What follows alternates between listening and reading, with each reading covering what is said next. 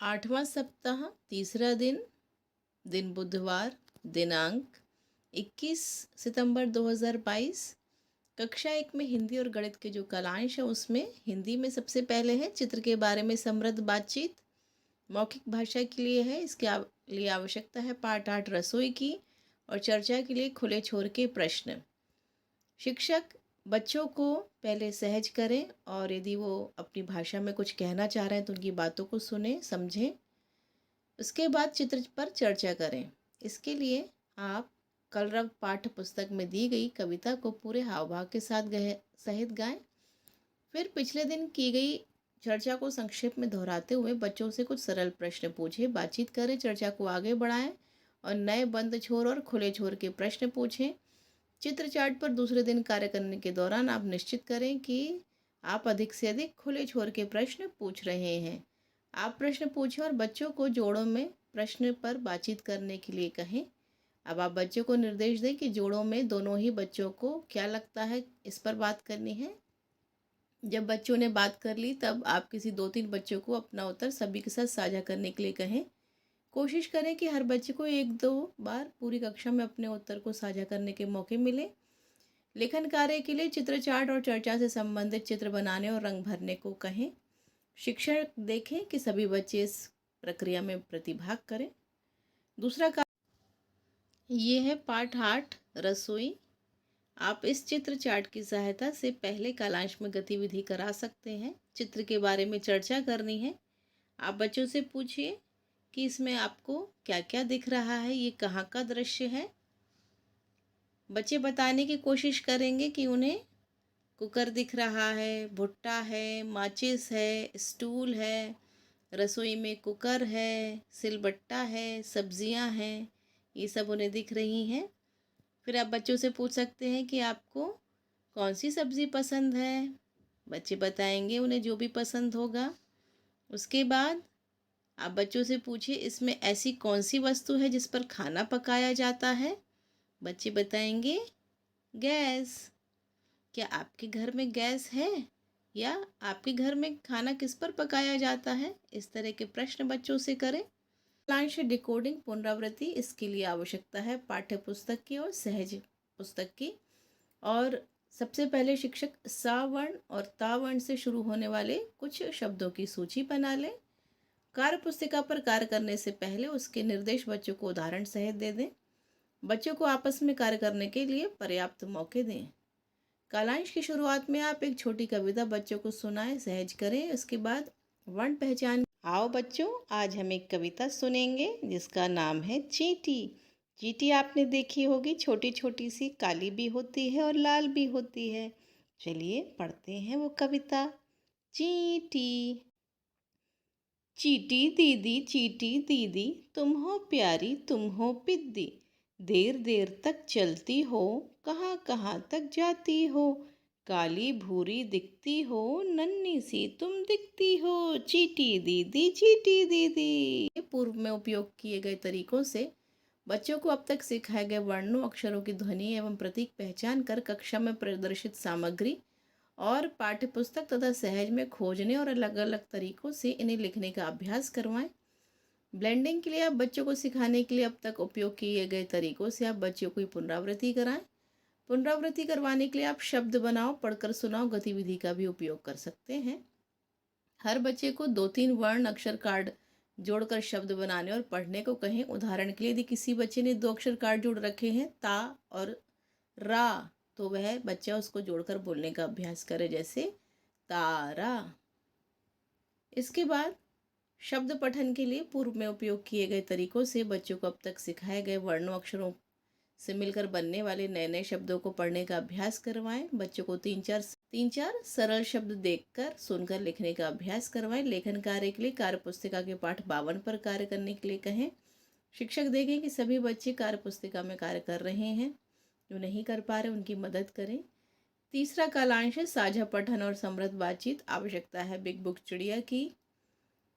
Big book के पठन के लिए सबसे पहले कालांश की शुरुआत छोटी कविता से करें। फिर पिछले दिन हुई चर्चा का दोहराव कुछ प्रश्नों को पूछकर और सरल चर्चा से करें। इसके बाद बच्चों को आपके साथ साथ साझा पठन करने को कहें। पढ़ने के दौरान आप उन जगहों पर रुकें जहाँ बच्चे कहानी या चित्रों के आधार पर खुद से कुछ शब्द जोड़ सके। फिर आप मौखिक अभिव्यक्ति से जुड़े प्रश्न बच्चों से करें, जैसे ये कहानी आपको क्यों अच्छी लगी और कहानी में क्या अच्छा लगा, इस तरह के प्रश्न आप करें। शिक्षक देखें कि क्या सभी बच्चे आपके साथ साथ पढ़ रहे हैं। यदि नहीं पढ़ पा रहे तो उनकी पहचान करें और आवश्यकता अनुसार उनकी सहायता करें। तो ये अब वो कार्यपत्रक का पेज देखते हैं। ये है पाठ 52, तीसरे दिन का कार्यपत्रक। त ता म स सा न ना, इस तरह अक्षर पढ़ने हैं, वर्ण पढ़ने हैं। फिर मिलाकर लिखना है, जैसे सा और रा लिखा है तो सर लिखना है, इस तरह मिला मिला कर लिखना है। फिर चित्र में क्या हो रहा है अपने साथी को बताएं, जैसे शिक्षक चित्र पर चर्चा करके उन्हें बताएं कि इस गतिविधि में आप, इस चित्र में आप क्या देख रहे हैं। बच्चे बताने की कोशिश करेंगे कि ये बारिश का दृश्य है जिसमें दो बच्चे छाते के अंदर हैं और बहुत खुश हैं।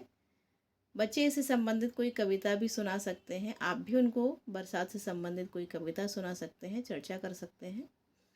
तो ये तो था वो कार्यपत्रक।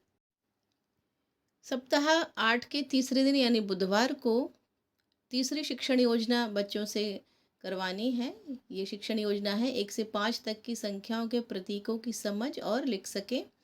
इसके लिए आवश्यकता है संख्या कार्ड, आइसक्रीम स्टिक आदि की। नए शब्द है कि गिनकर बताओ, लेकर आओ। आवश्यक पूर्व ज्ञान है संख्या पूर्व ज्ञान व अपने परिवेश की वस्तुओं को पहचानना। 1 से 5 तक की मात्रात्मक समझ। सामान्य भूल है कि संख्या के सही प्रतीक को लिख नहीं पाते हैं। टीचर टेबल पर 1 से 5 तक की संख्या कार्ड रखें। एक संख्या कार्ड उठाकर बच्चों को दिखाएं। पूछें, क्या तुम कार्ड पर लिखी संख्या के बराबर ताली बजा सकते हो। शिक्षक देखें कि अगर बच्चे ने सही संख्या में ताली बजा ली तो ठीक है, और यदि नहीं बजाते हैं तो शिक्षक धीरे धीरे एक एक कर संख्या के बराबर ताली बजाकर सिखाएं। साथ ही संख्या नाम को बार बार दोहराते रहें। बच्चों को अंत में 5 संख्या कार्ड दिखाकर उनके नाम और संख्या को दोहराएं। अवधारणा निर्माण में शिक्षक श्यामपट्ट पर बिंदुओं से 3 लिखें। फिर दिए गए बिंदु को एक साथ जोड़कर संख्या 3 लिखा जा सकता है, उनको समझाएं। बिंदु को जोड़कर दिखाएं। फिर कोई और संख्या को बिंदु में श्यामपट्ट पर बनाएं। फिर पूछें, कौन बिंदु को जोड़कर संख्या लिख सकता है। शिक्षक देखें कि आप श्यामपट्ट पर 1 से ज़्यादा संख्या के बिंदु बना सकते हैं, जिससे कि एक साथ 3-4 बच्चे श्यामपट्ट पर काम कर सकते हैं। अब आप समझाएं। अब मैं जितनी तालियां बजाऊं आपको वही संख्या कॉपी में लिखना है। शिक्षक 4 तालियां बजाएं और बच्चों को कॉपी में लिखने के लिए कहें। फिर 3 तालियां बजाएं। इस तरह 1 से लेकर 5 तक की तालियां शिक्षक बजाएं और उनसे कहें कि अब आप कॉपी में लिखिए कितनी तालियां बजी। फिर पूछें, मैंने कितनी तालियां बजाई, कि आप संख्या लिख पाए। इसी तरह आपको 1 से लेकर 5 तक की सभी संख्याओं के साथ ये अभ्यास दोहराना है। अब तुम करो। बच्चों को आइसक्रीम स्टिक दिखाएं और वही संख्या को कॉपी में लिखने को कहें। बच्चों को लिखने में मदद करें कि मेरे हाथ में कितनी आइसक्रीम स्टिक है। उनसे पूछें, क्या कॉपी उठाकर आप दिखा सकते हो कि आपने कौन सी संख्या लिखी है। यदि 70% छात्रों ने प्रश्नों के सही उत्तर दिए तो आप कार्यपुस्तिका का पृष्ठ 61 करवाएं, उसका कार्यपत्रक करवाएं, और नहीं तो शिक्षण योजना को आपको दोहराना होगा। उसके बाद संदर्शिका पृष्ठ 67 करवाएं।